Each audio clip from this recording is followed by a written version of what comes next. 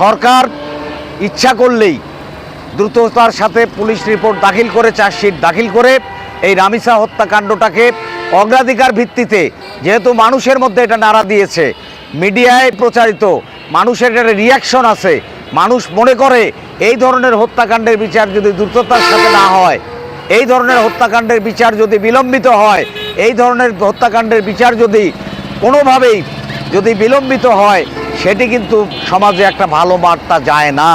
মানুষ মনে করবে যে এখানে আইনের শাসন নাই। আমরা চাই এই সমাজে আইনের শাসন ফিরে আসুক, বিচার বিভাগ তার কার্যক্রম চালাক।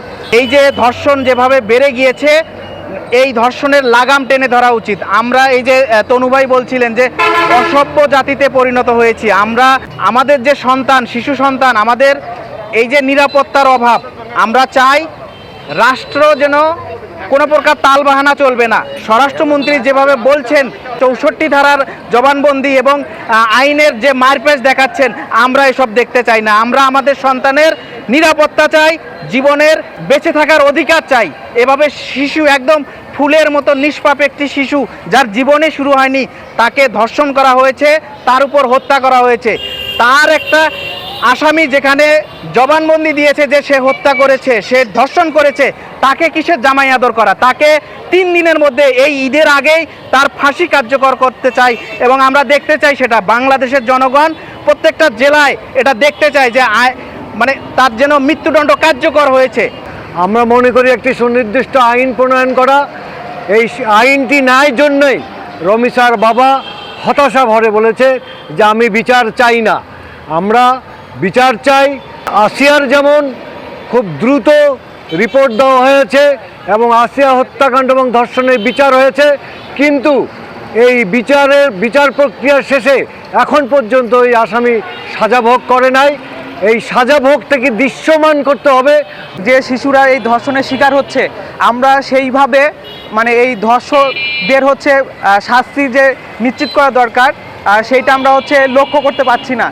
আইনের যে প্রয়োগ, সেটার যথাযথ প্রয়োগ করা উচিত, তাহলে এই ধর্ষকরা এইরকম ধর্ষণ করার সুযোগ পাবে না। আমরা এর দৃষ্টান্তমূলক শাস্তি চাচ্ছি।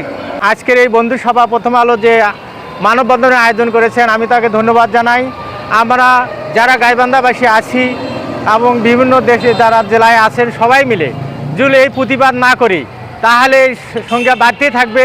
ধর্ষকদের সঠিক বিচার না হলে এই 4 মাসে যদি 118 জন ধর্ষণ হয়, তাহলে বাকি আরও বছর পরে আছে। তাই আমি সবার দৃষ্টি আকর্ষণ করছি, জোরালোভাবে এই প্রতিবাদ করতে হবে। ধর্ষকদের আইনের দৃষ্টিতে এনে দৃষ্টান্তমূলক শাস্তির ব্যবস্থা করতে হবে। সংগ্রামী বন্ধুগণ, আমরা জানান দিতে চাই, অতি অবিলম্বে এই ধর্ষণের আইন চেঞ্জ করতে হবে, নইলে বাংলার মানুষ আপনাদেরকে ছাড় দিবে না। আপনারা ক্ষমতায় গিয়ে তালবাহানা করবেন আর পর্নোগ্রাফি আজকের সমাজ বাস্তবতায় যে বিভ্রস্ত অবস্থা তৈরি হয়েছে। সংগ্রামী বন্ধুগণ, আমরা জানি তার এই ধারাবাহিকতায় এই সমস্ত হত্যাকাণ্ড হচ্ছে। এই হত্যাকাণ্ড অবিলম্বে বন্ধ করতে হবে। রামিসা হত্যাকাণ্ডের বিচার চাই আর অতি অবিলম্বে ফাঁসির দাবির জন্য আহ্বান জানাচ্ছি। বর্তমান যে সরকার আছে, মাননীয় প্রধানমন্ত্রী, স্বরাষ্ট্রমন্ত্রী, যারা মানে ঊর্ধ্বতন যে কর্মকর্তারা আছে, তারা যেন সজাগ হয়, এইরকম যেন ধর্ষণ আর নেক্সট টাইম না হয়, এটাই আশা করব। আর যেন নিষ্পাপ শিশুরা এইরকম শিকার না হয়, এটাই চাইব। কথা বলার কিছু নেই, ভাষা হারিয়ে ফেলেছি আমরা। এমন দেশে বাস করছি, বুঝতেই পারছি না যে আমরা কোন দেশে আছি। সরকার তো দেখিয়ে দিল, তার বড় মেয়ের দায়িত্ব নিল, কিন্তু কেন দেরি করছে? যে যাকে ধরছে সে তো নিজে স্বীকার করেছে, কিন্তু কেন দেরি করা হচ্ছে? আমার কথা যে তাকে প্রকাশ্যে ফাঁসি দেওয়া হোক এবং না হলে জনসাধারণের কাছে ছেড়ে দেওয়া হোক। কেন আমাকে রাস্তায় দাঁড়াতে হবে সহিংসতার বিরুদ্ধে? কেন আমাকে ধর্ষণের বিরুদ্ধে রাস্তায় দাঁড়াতে হবে? আজকে আমার নিরাপত্তা কোথায়? আজকে আমার সন্তানের নিরাপত্তা কোথায়?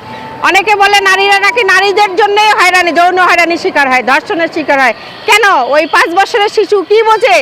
এবং যারা মানববন্ধনে অংশগ্রহণ করেছেন, বিভিন্ন প্রতিষ্ঠান থেকে বিভিন্ন রাজনীতিবিন্দু এবং বিভিন্ন এনজিও এবং যারা বন্ধুরা আছে সবাইকে ধন্যবাদ।